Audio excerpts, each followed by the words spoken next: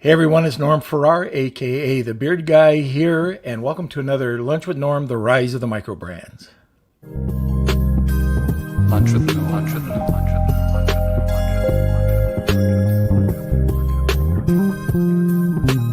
with All right, so on today's show, we're going to be introducing eight-figure e-commerce seller and private coach Ryan Rigney. Can't wait to get started. I think everybody knows that I love brands and perception and all that good stuff. Well, he's going to be diving right into that today. So in today's episode, we're going to be diving into building your brand and what that means exactly. We'll also discuss building brand awareness and why Ryan emphasizes diversity in sales. So before we get to Ryan, just wanted to let everybody know that we are broadcasting to you live on Facebook, YouTube, and LinkedIn. And Kelsey. Oh, happy Monday. Happy Monday. How are you? I'm doing fantastic. How are you? Good. You're back home. I am. I thought I'd do a little visit this weekend, and I guess I'm staying an extra day or two. You're right above me right now. That's right, as I should be. Of course. Yeah, right. All right, so you guys know the drill. If you're tuning in right now, you can like and share the episode. Head on over to our Facebook group. It's Lunch with Norm, Amazon FBA, and eCommerce Collective. It's growing every day, and we're excited. We got some good engagement happening. People are joining in on the conversations. It's great to see. I'll put up the post or the link shortly. And if you miss an episode, if you're new to the podcast, you don't know how this works, you can put your questions into the comments. They'll be answered throughout the show. And if you missed the episode, it's always on the YouTube channel. So you can just go straight over there and you get the full episode and with some highlight clips. And it looks like we got our first comment, Rad. Welcome, Rad. Hey, Rad. Welcome how's back. it going? So let us know how your weekend was, what you do, what you get up to in the comment section. If you have any questions for Ryan or Norm, put them in the comments section too, and I'll address them throughout the show. And yeah. So you know what today is? What is today? The newsletter. Oh, yes. The newsletter that doesn't suck. Do you? Yes. Yeah. So it came out today. It's already been approved. So if you are interested in joining and checking out this newsletter that does not suck, that's actually the name of it. The newsletter that doesn't suck. I think that's what we should change the name to. I think you should. Yeah. Yeah. But anyways, tons of good content in there right now. It's not just about Amazon. It's about becoming a better online seller. So check it out either on Lunch with Norm or normfarrar.com. Yes. One more thing. We got 2 giveaways today. So stick around. I'm not sure what we're going to do with them exactly to find a winner. But yes, we got 2 very big. One is, I believe, has a value of $1,000. So stick around. We got Simon, Marina, Yarrow joining us. Marina's products are finally in, and let's get started. Okay, so just one more thing before we do get started. If you are watching this on a replay, you can just skip ahead. If you're on my Facebook profile page, you can always go to Norm Farrar, aka the Beard Guy, and check it out there. There's full content, there's full episodes, content, video highlight clips, all that good stuff. So check it out. And any questions, throw them over in the comment section, and we'll get to them ASAP. So sit back, relax, grab that cup of coffee, and enjoy the show. All right. Where's Mr. Rigney? Hey, how are you, sir? Hey, Norm. Good to see you. How are you? Doing well. Got my coffee. It's really early here, so you got not your lunch coffee. for me. You're eating breakfast. I'm eating lunch. That's right. Thanks for having me. Hey, no problem. Hey, why don't you tell everybody just a little bit about yourself and what you do? Yeah, so I guess primarily I'm an online seller at this point. I started about 5 or 6 years ago. I was actually a lawyer, and I transitioned into this sort of career just because I was more into selling my own products, creating my own things, scaling something past, like a salary. So that's when I made the transition a couple of years back to doing this full time. And as I was growing that brand, I had people reaching out to me asking, how are you ranking products on Amazon? How are you choosing which products to launch? How are you scaling and diversifying your sales on your website, moving to Walmart, that sort of thing? So I started teaching people privately on how to do that, and I built like a training to do that as well. And then gradually that just transitioned into other things like launching a software that helps people do that as well. So it's like threefold. What I do is currently is I sell my own brand's products on my website, on Amazon, on Walmart, a couple other channels, and then I coach people privately, and then I have software. So it's kind of like a trifecta that kind of is like synergistic together. So that's me. Nice. So let's talk about brand a little bit. Why do you think it's important to build a brand?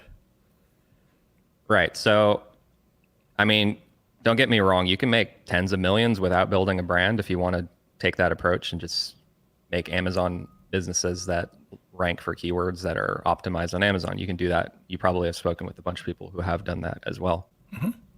For me, I approached it from a brand perspective from the get-go because I've actually built online businesses that were very fragile in the past, and I don't like when one channel is entirely in control of my income. So if you build your entire portfolio of products and everything on Amazon's shoulders, if they decide the thing you're doing they don't like, or they want to blacklist all of your accounts or hunt you out and destroy you, like they can do that. And like my history was I used to make Google like search engine optimization stuff, like micro websites. And when Google decides they're going to change the algorithm, and then the tricks that I'm using, they don't really work anymore, it's like the income just evaporates. So I spent a couple of years like looking for like ways to build like a real stable business that's actually not dependent on just like one website or service or somebody like approving what I'm doing. So the brand, the thing that really I see as important is the brand is you're building the relationship with the customer. So regardless of where you're selling, they'll find you and the word will get out about what you're doing. And you can't have like your brand name like universally blacklisted. Like if people like you, if you build relationships with the people and they talk about you, they're going to find you even if you're not on Amazon. So I view like branding, building the relationship with the customer, having them know about you rather than, oh, I'm just buying this on Amazon because the price is there and it looks good. It increases your chances of success on these channels, but you also have the ability to survive without these channels too. Well, the nice thing right now about Amazon is it's also looking at building that brand community. So while you're diversifying into these other channels, you're giving Amazon exactly what they want, a brand community. And there's so many outlets right now, like with posts, with live, and then with their new brand story thing that's in beta right now, which is kind of cool. Yeah. I mean, they're giving you a lot more ability to like advertise to your customers, even like remarketing to them off of Amazon, that sort of thing. But I think at the end of the day, they do kind of view it as like their customer, right? Because you're not going to let you take that email address or address even and market to them outside of it. But don't get me wrong, like there's a lot of buyers there and it's a great way to get that initial traction. I think it's like the easiest way to get attraction for a lot of different categories of products, right, if you're going to do that. What's the first thing somebody should do? They're new to Amazon. They're not used to building a brand. Any recommendations? So I think depending on what category you're in, there's probably somebody comparable to what you're doing that you could kind of view as like a North Star. And I pick different brands and I have like a list of brands that I just follow, and I see like what did their first product look like? What did their second and third product look like? How did they choose subsequent products, and how do those like feed into their brand message? And it really just comes down to like, it's not just a bunch of products, it's like a problem that you're solving for a customer. So sometimes it takes brands a little bit of time to figure out what it is what the problem is that they're solving and what their customers really like about them. But when you do find that, just dialing in your product strategy to fit that need and solve it with more things, and also educating customers on why they need more things from you to solve that problem. That's like the product strategy. And then also just getting a community of people, like you said, Amazon's creating different ways we can communicate and have posts with our customers. But some things that are valuable to me is like building relationships with like influencers, even smaller influencers in the space that can talk about your product, build trust for your brand. At the end of the day, like your brand it's solving a problem, and then people are going to buy from you if they trust you. So you have to figure out ways to get that trust, and they don't trust you just because you're selling on Amazon. Right. Usually, you need the reviews on Amazon. That's when they get the trust on Amazon. But when you're on your website, you're on other channels, you need a little bit more than that. Usually, you need like authority. You need people talking about you. You need websites like Chicago Tribune, BuzzFeed, things like this talking about you, and you can like kind of gradually get this authority. And I find that it's easier to get these relationships with people that build the authority for your brand. Like if you just start small and then you use that small win to give you authority for the next one, and you just kind of build upon it. So that makes sense. Yeah, one of the things that I found that can give you a ton of authority right off the bat. Well, we use press releases. We also do a ton of syndication, content syndication. But one of the things right now is getting into Amazon editorial listings. I think it's 10 to 30% right off the bat, just instant sales increase just by getting into that listing. So, and one other thing I was going to talk about, product research wise, I did this the other day, and I bought this product that was really beard shampoo. So I thought it was really great. I was just checking it out. I don't sell any beard products, but I thought, let's check it out. You could be a micro influencer. There we go. So anyways, it came in. It was really great. And then the packaging, it was like, the packaging was nice. The box it came in smelled like just a cigarette. You know, it stunk. Okay. And then some of the other product that I saw, I mean, it wasn't consistent with the brand. So, here was this really positive product that I purchased from Amazon. And then I went and I bought it from another channel. Completely different experience. If I would have got it from the one channel, I would never have even purchased the other products. So consistency is really important, and doing your research. What are your competitors doing, and how are they? I don't like using the word journey. I think it sucks, that word. The customer experience. The whole customer experience from buying it to getting it. Smell, feel. If need be, taste. But and then you can see what the competition is doing and try to one up them. You ever buy your competition's product? Yeah, all the time. Every couple of months, if I see somebody new pop up and they're really getting traction, I'll buy from them. And like the best brands I find usually aren't even selling on Amazon.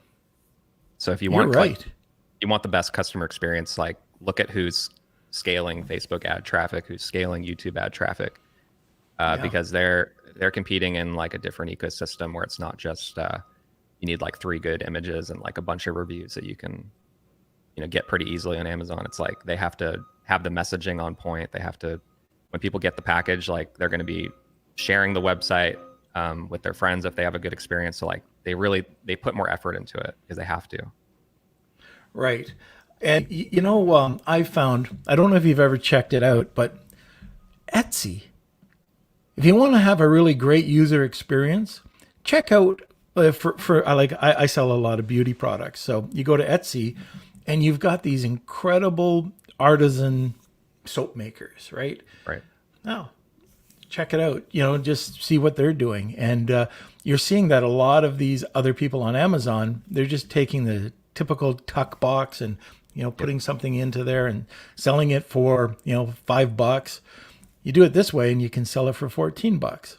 Right. It's minor emphasis on cost when you want to upgrade. They do some specialty packaging and throw in an insert, but just the way you package something could double, triple your profits. Right. And sometimes that added benefit is hard to like really reflect on the images, but when they get it, if you have like a real brand and you have many products, or you have something that people are going to buy more than once, or something that they're going to want to share with other people, then that's when that really matters a lot. And like for me, like I sell like consumables, so like that's huge. There's a lot of recurring and like repeat purchase value, people buying like 15, 20, 25 times. and then also just not even counting like other products that I can launch to them that solve the same problems that they're trying to solve with that initial purchase too. So like the boxing experience, like that's huge. And like people will tell me, I don't want to spend an additional 30, 40 cents on the box when I could just get like a standard box and it would look the same. But it's like the tactile feel, the experience, like opening it, the perceived quality like really makes a big difference, at least on the back end. Yeah, yeah, absolutely. And just the amount of sales. You know, if you throw up that image and it's better than the last person's image, you're going to get those extra sales. What are your thoughts on diversification? So you're on Amazon. You don't want to be a one-legged stool. Yep. Where do you go from there? Yeah, I mean, as far as like ease, Walmart's very easy to add as a channel, but you have similar problems that you would have on Amazon. I think it's going to make you more stable if you have the two that are both working, but Walmart's not going to have anywhere near the sales volume, really.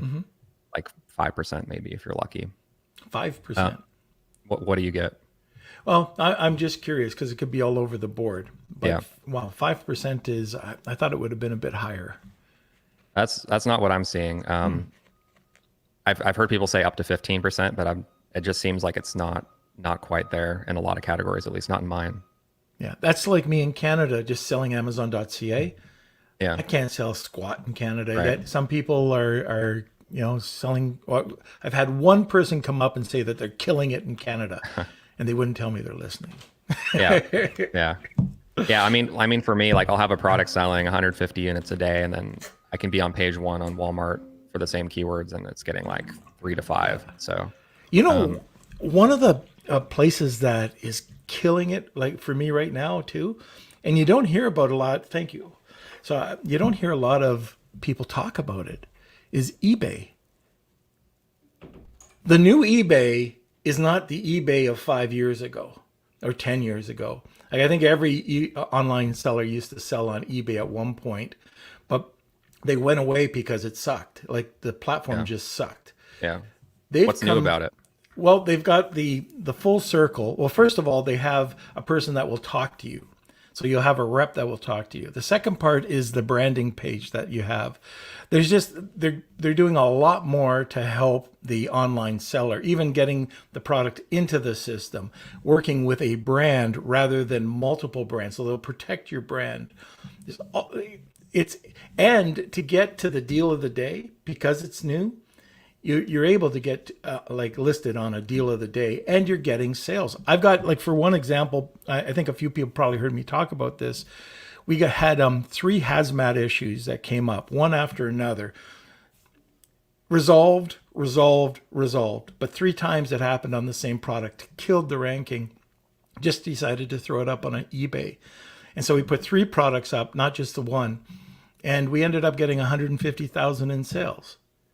Now, we've done this with others, and we've got nothing close to that. But these beauty products that we listed, all of a sudden got 6 figures in sales in a month. So, it was incredible. So we started talking to eBay a bit more. And yeah, they're extremely helpful, which is different than a lot of other platforms, especially our favorite one there. So, did you use any tactic to like gain awareness on eBay, or did you just throw it up and it just took off? We drove traffic. That's about it. And they did allow us to have similar to Amazon store. You can have that on eBay as well now.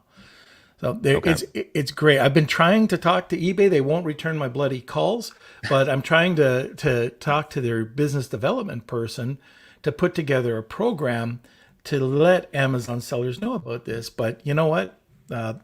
That's an issue. But trying to contact them and get them to list your product, they're very good at that. Yeah. But their business development team should wake up. Awesome. Yeah, I like I said, I sell consumables, and I don't see eBay as like a really viable like source of traffic for that, just because of the perception that eBay is like selling used items, and I think that's still kind of lingering there. But it is, unfortunately. Yeah.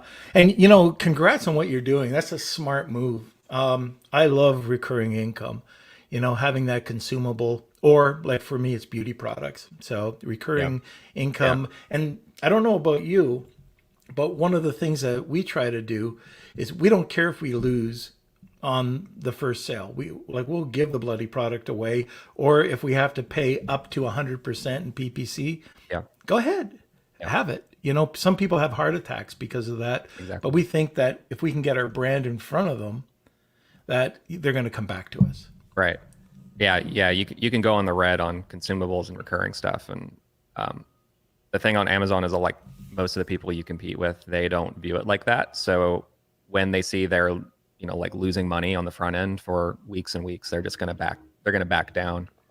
And then their ranks start to drop as well. So if you kind of know like what the value is like of the customer, you can be a lot more aggressive and really kind of like push these people around too. So, which is good on Amazon. But yeah, like as far as like other channels, like really like selling on your website is where you want to have some stability there if you're building like a real brand and business, I think. That's where I put a lot of focus, and like driving a lot of awareness to your website. That's going to trickle over to these other platforms as well. Any tips, tricks on external traffic to your website or to advertising on other channels? Right. So, I mean, depending on what you sell, like where you put your focus, it's going to differ, I think. I wouldn't say there's like a one size fits all answer for that. Like you're not going to run Facebook ads for every type of category of products, I think. Some things do very well, like on Pinterest. Some things you need to kind of look more into YouTube probably. But for me, like I drive most of my traffic currently through Facebook ads just because like it works, and I just focus in on what works. And it's a lot. You can scale products very quickly if you know how to optimize that customer journey to get them to buy more things. Like when you're selling on your website, you get a lot of different touch points with the customer that you don't get on Amazon. So they go to your website, you can retarget them for weeks and weeks and weeks. You can collect their phone number, and you can do text marketing to them. You collect their email, you can put them on a drip sequence that goes for months. And that's just going to keep your brand like top of mind for them. So like when it's coming time to rebuy, instead of going to Amazon to buy your competitor, like they're seeing your emails, they're seeing your texts, they're seeing your ads all the time. They're probably going to like look at you again. So that's like the real benefit of like controlling the website, and then having these pixels for different ad marketplaces to retarget marketing to them, email indefinitely.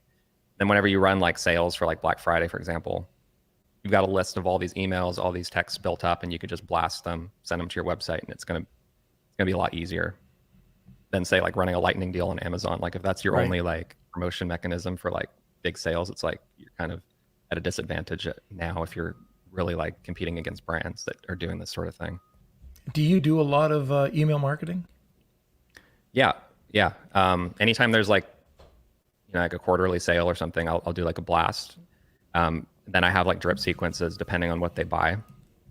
So if they buy like a small version of my product, like I'll educate them more about the product, and then I'll introduce like the larger sizes, and then I'll cross promote things that I launched specifically because I knew that the customers that were buying that were also interested in the other ones. And then if you can just like on your website, it's like if you just have like one product that's profitable, that can fuel like the traffic and awareness for all the other ones on your site too. And like a lot of the big e-commerce brands, they don't drive traffic to all the products on their website. It's like one product that really like is profitable and stands out that they're sending a lot of awareness to, and then that fuels a lot of the other things. I've noticed that maybe the odd seller is doing email marketing. I could give them a list and it'll sit there, nothing will happen. And even less than that are doing any form of text marketing. So yeah, so like I just recently did text, like dabbled into it, but the easiest like text marketing thing you could implement if you have any traffic to your website at all is like a cart abandonment sequence. I actually posted a video about this recently, but what you can do is before somebody checks out, just require they enter their phone number, use this software on Shopify called SMS Bump, and just set it so it automatically sends them a text after an hour. It says, you left your cart there, come back and buy. And then you're more likely to convert on that person that abandoned the cart, and then also you've collected that text. Then whenever you have like a sale or a new product launch, you have this list of all these people that abandoned their carts, and you can just blast them to it. Nice. So, hey, Kels, Yes. we have questions? We do have a couple of questions, Sure. but before we get to that, should we announce our little giveaway today? Sure. Okay, so Ryan, can you explain the two giveaways that you have? Yeah, so I do a couple different things in like the consulting and software space. I have a software called Boost Rooster that does product launches on Amazon, specifically with rebates and chatbots. If you guys have heard about Boost Rooster, we have like 600-ish users, pretty active. One of the things I thought I could give is just a year free membership for Boost Rooster for anybody that wants to do like a chatbot launch in the next year. Like you can just have a free account. So that's Nice. $49 a month typically, and just give you 12 months for free for that. Perfect. And if just like quick pitch on like what Boost Rooster is, like you can Yeah, go set for up the entire chatbot like launch process in like a couple minutes, and you just type in a few pieces of information, upload your image, and the entire chatbot flow is automatically built for you. So you don't actually have to edit anything in ManyChat at all. You can just start running the ad, and it's already pre-built, and we've tested it. Makes things a lot easier. You don't have to pay somebody $500 to build out a custom chatbot flow. Like just use what works here, and it's already built for you with software. So that's what that does. And then the other thing I was going to offer as well is just like a 30-minute consultation for anyone who is trying to build their brand awareness like outside of Amazon. Like say you're already like a 6 or 7 figure seller on Amazon, and you're trying to get some traction or awareness on your website, and you just don't know what to do, and maybe you have some questions you want to bounce off me. I can help for like 30 minutes if you guys want to do that, since I've been through that. All right. Okay, great. So I think the way we should do this, so people don't, because they're both two different things, we'll do the chatbot giveaway with a hashtag. So if you guys are interested in Ryan's giveaway, you can go ahead and put hashtag chatbot Ryan, and I'll put them into the draw. And at the end of the show, we'll get that going. And for the consultation, you'll have to stick around to the very end of the show, and we'll do a quick giveaway. The first person to do a certain hashtag will win. Okay, so hashtag chatbot Ryan to be entered into the year subscription, and wait till the end of the show, and we'll do the consultation giveaway. At the end of the day, that's about $1,000 giveaway. Yeah. Yeah. Huge. Okay, so yeah, we did have a couple questions that came in. Let's see. One was, how do we get into editorial listings? That's Okay. a question for Norm, I think. All right. So editorial listings, there's a bunch of different companies, or a few different companies that are doing that. It's very hard to do it on your own because you pretty much have to have some sort of relationship with the Amazon articles or magazines. But if you deal with there's a company called HBW out there. That's the main one. We do it because I own a press release company and a public relations company. We have relationships with them as well. But yeah, HBW is very good. They can get you in. And with our service, you don't have to pay until you get until you get published. But anyways, yeah, if anybody's interested, throw it into the group chat, and I'll answer it there. I'm not promoting any of my services, so I'm I'll curious just give about you. that one too. Okay, yeah, I'll just give you some generic information. If anybody wants to talk further, just let me know. Okay, let's see. Just trying to sort through. Okay, Yarrow has one. Have you tried any offline marketing, like maybe sending postcards or catalogs? Did it work? That's a question for me. I haven't done that. I've just been solely online. So I do Facebook ads, Google Shopping, Google Ads, YouTube video display ads. Those are my primary channels, really. Okay. Dabbling a little bit in TikTok, like influencer stuff. I have an ad account with TikTok. I haven't had any results yet, though, so I don't want to talk much about it. But I had some like crazy viral awareness thing go on TikTok, so I've been really looking more into it lately because I've seen people on TikTok are actually buying, which isn't what I expected so much. But There was like some kind of viral like challenge thing that went on with like a category of product I sell, and it made the sales spike by like 20-fold over a course of like a couple of days. So I was trying to figure out where it came from, and I went on TikTok, and I was like, all these kids are like really really into this. Like it's pretty crazy. Like when that happens. Yeah. Okay. I feel like I mean I'm 32, but I feel like I'm too old for TikTok. But it's a great marketing channel. Yeah. We'll have you and me dancing on there somewhere. Okay, we have one from Sean. Are you running into any issues with Facebook shutting down ad accounts on Boost Rooster? Yeah. So pretty much anyone running Facebook ads is running into issues with Facebook shutting down ad accounts. So even if you're not doing like I'm in all these Facebook ad buyer groups, and it's just like if you pay for ads and you're taking risks on Facebook, like you're going to get ad accounts shut down, but you can always like make a new one. The real problem is if like the business manager gets shut down. Usually if you appeal, like you'll get your ad account back after a couple of days. Facebook support is notorious for being terrible. So not really like related specifically to what we're doing. No Facebook issues, but people do get ad accounts shut down occasionally. Oh, I wanted to go back to who was it that was asking about offline marketing? I believe that was Rad or Yarrow. Sorry. Yarrow, one of the things that you can look at too that Amazon sellers typically don't look at is trying to get earned media. So you can go out and or content marketing is because now, like it was before, Google's announced that, first of all, content is king, right? Content is king again. And also news is weighted higher than content. So if you do, and people, I've talked about this before on this podcast, but put out a really high quality blog article about your product, maybe, a bit of video.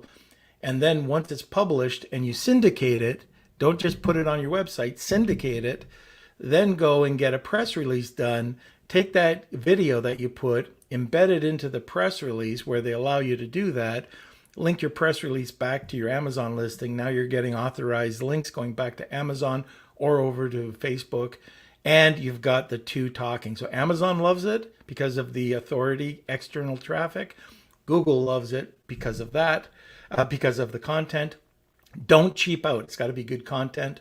And the other part of this is, if you can get in, like we talked about, editorial recommendations, but also so many Amazon sellers just don't think of earned media.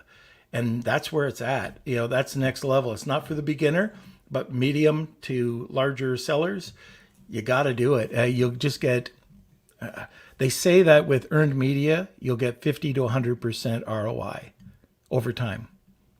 Yep. So you mentioned having good content. Yeah. Are you suggesting like do research on keywords that people are searching for before and then writing content around that, or what does your content strategy look like for that? Yeah, you can do that. And that's exactly what we'll do is, we'll take a look at what people are looking for a particular product, write it about the keywords. Also, we'll try to target different tables, different questions, so we can get into answer box or the answer box. So it's not just 5 reasons why. It's different. Like as we go 1,500 to 2,500 words, we're adding different tables.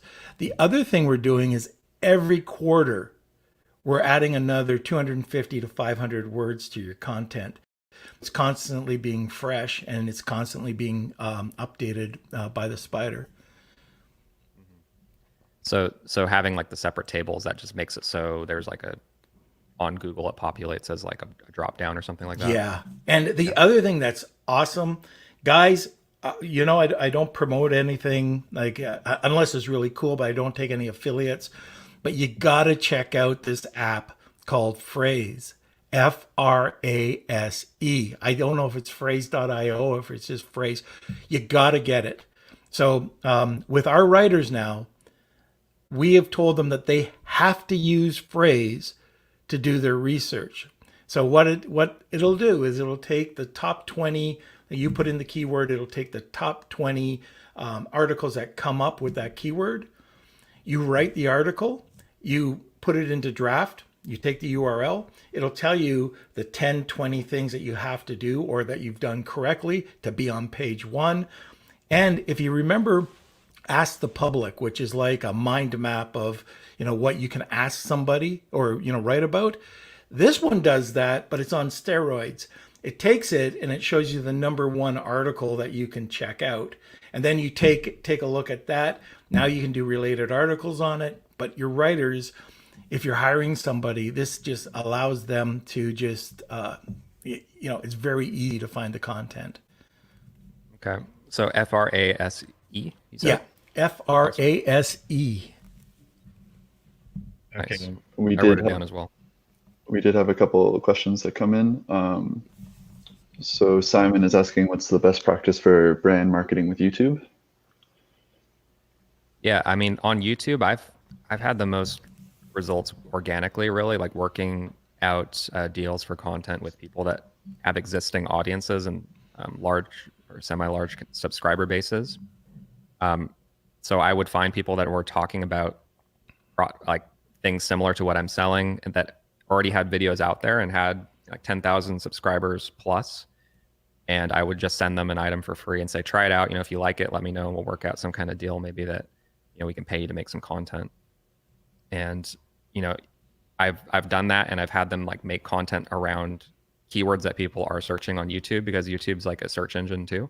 Mm-hmm. There's existing keyword search demand and you can kind of get an idea of what that is by using like the Google keyword tool. It doesn't correlate like 1-to-1, but it can give you a good structure for like what people are searching for. And if you optimize for Google, you also could get the YouTube video to show on the Google search results as well, which gives you more traffic and more awareness on YouTube too.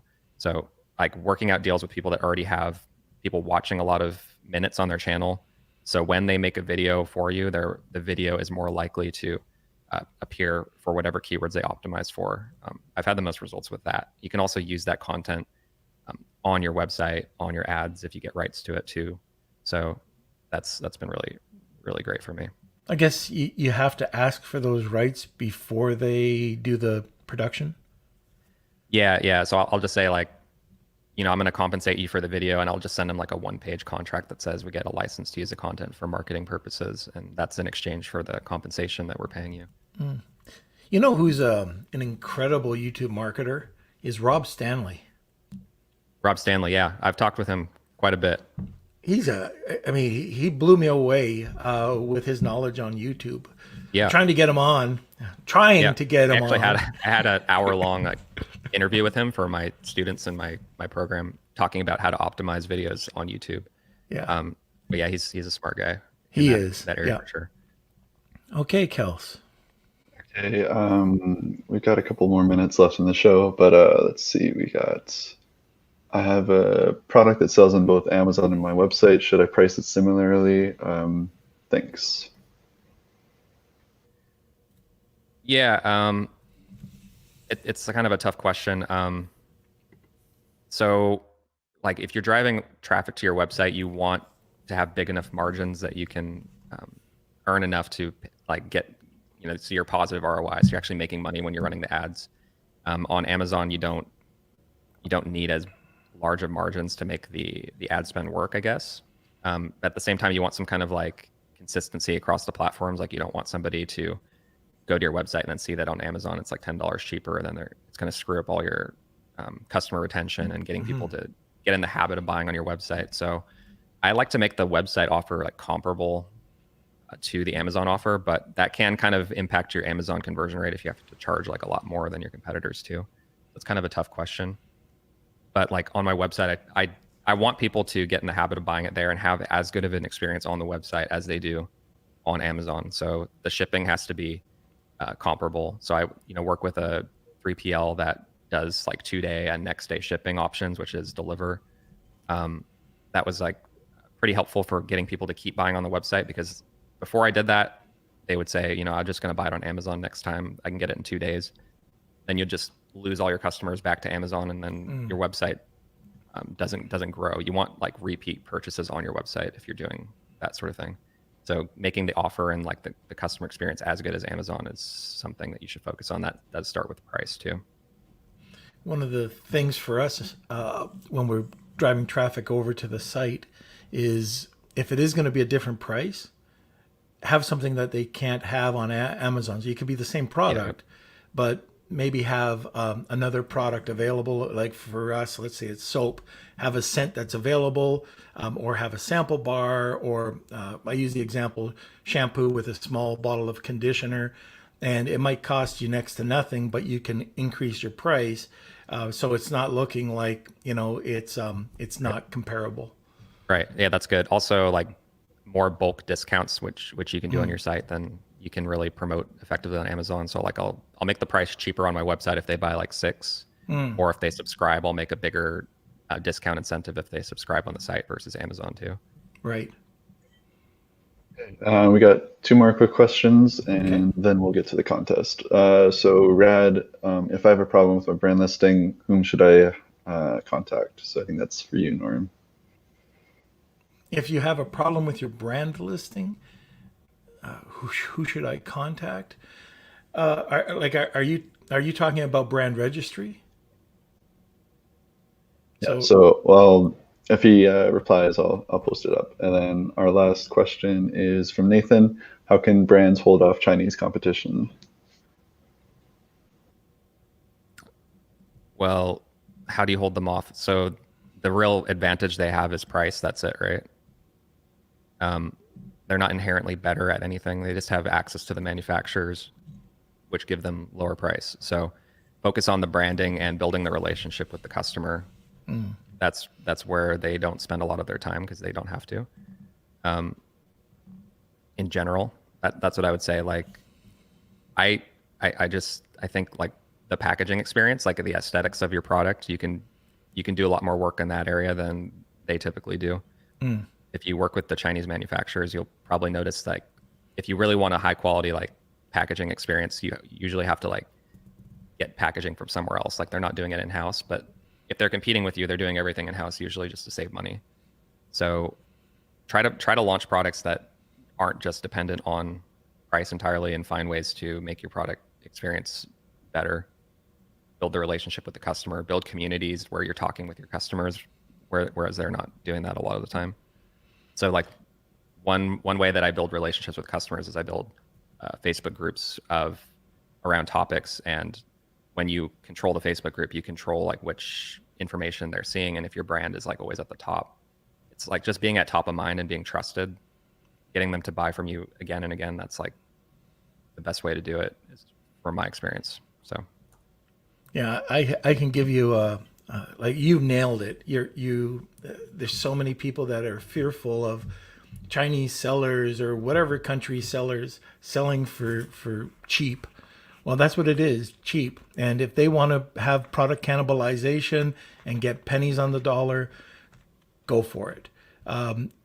If you have perceived value, if you've got incredible customer service that typically doesn't happen with Chinese suppliers, if the images if they're not willing to do that, if the copy and the overall experience isn't there, then they can fight with each other. I have a product that I've talked about before, which is a kitchen utility that we bought at 16. That was out at 49. We repackaged it. We stepped it up to 97, then came up to 124. Then we repackaged it again under a different listing, same product, and it's selling at 224 right now. And the extra packaging was $3. That's a $16 item, now selling at 224. wow. And all that you can go through. I can show you the Chinese sellers that are trying to do this at $24, under $30. Go for it. Yeah. I mean, that's fine. Yeah. Yeah. And if you're viewing it from a mindset of competing on price, it's going to be hard to drive any sales to your website anyway. Like people that are driving paid media to their website, they usually have bigger margins. So Right. you have to find a way to charge more anyway. And that just packaging is like a big component of that too. Yeah. Okay. It looks like Rad had Yeah. Okay, so before the contest, no, I've already had my brand registered and my products also have my brand, but getting error messages. So that sounds like a tech problem, maybe? Yeah, it sounds like you'll probably have to open up a case for brand registry and see what that issue is. It could be rad if you're doing, it's got to match exactly. So if you've got upper and lower or all lower, and your trademark was actually in all caps, you want to make sure that you're showing your exact brand.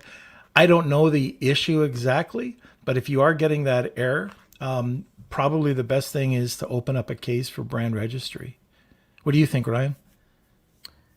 Yeah, I mean, you're just gonna have to open up a ticket, try to get them on the phone if you can. Yeah. Yeah, sometimes the brand that you have registered and the brand on your listing are mismatched. So get that straightened out with the support team. Not much you can do. And There was a question Ryan, here about from Rad. I can yeah, answer it. It said, is it software for Amazon or for the website? The Boost Rooster software is for launching keyword ranking on Amazon. So Okay.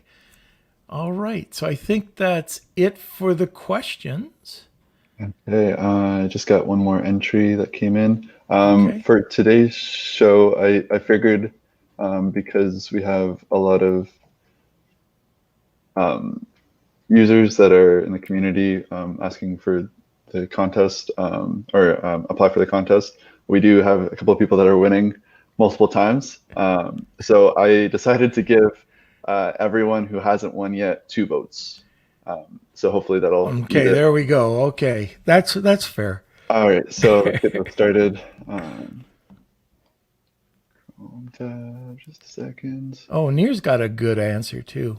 Just oh, we got the spin wheel. there Yep. we go. All right, so this is for the year membership. So here we go. So 3, 2, 1.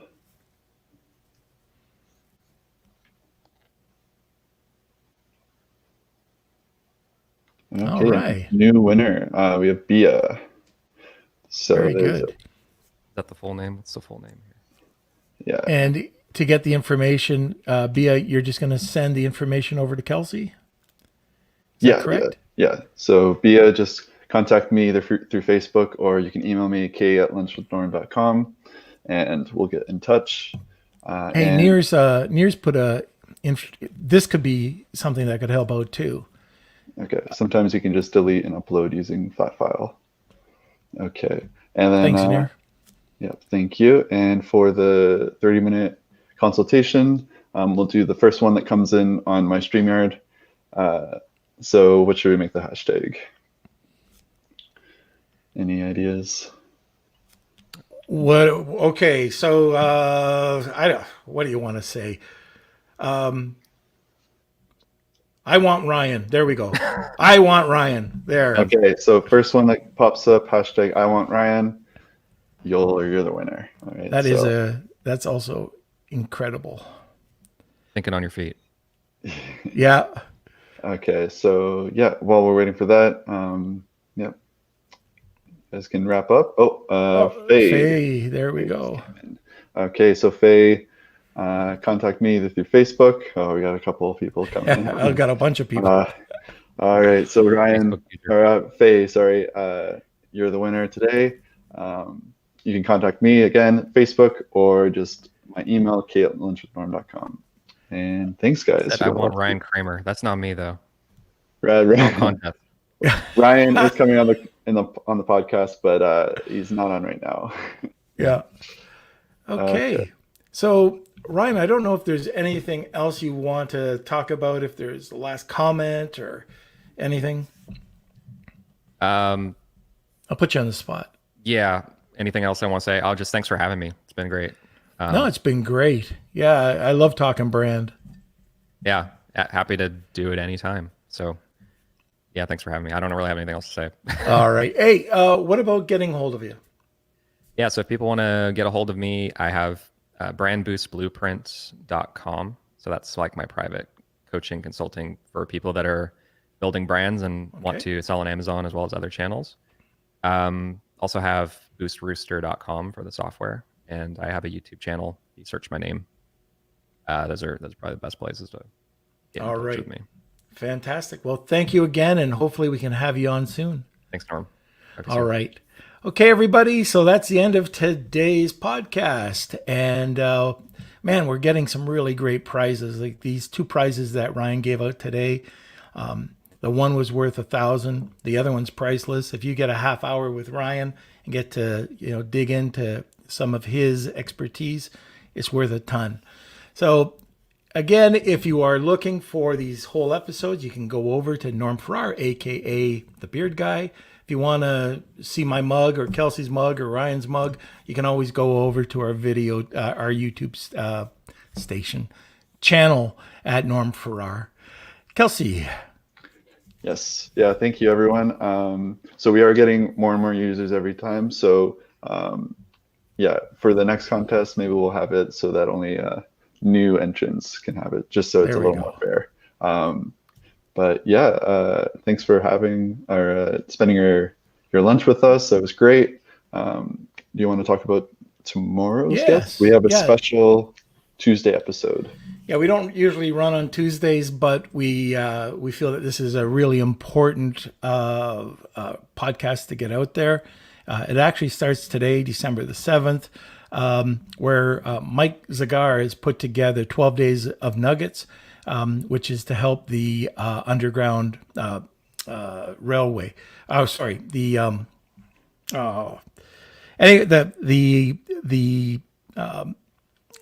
charity is for human trafficking, like against human trafficking. And I can't wait to get Mike on here. He's run this Operation Underground Railroad last year, and it exploded. Everybody couldn't believe how well it went off. This year, he's going to be talking a bit more about how everybody can donate and support it. If you can't donate it, there's different ways that you can support it. The way that we can help is to get the word out there. So he's coming on. We're going to be talking about Operation Underground Railroad. Again, it's to help support the fight against human trafficking. So that's tomorrow. And let's see, I think that's probably it for now. So join us every Monday, Wednesday, Friday at noon Eastern Standard Time. And thanks everybody for watching. Lunch with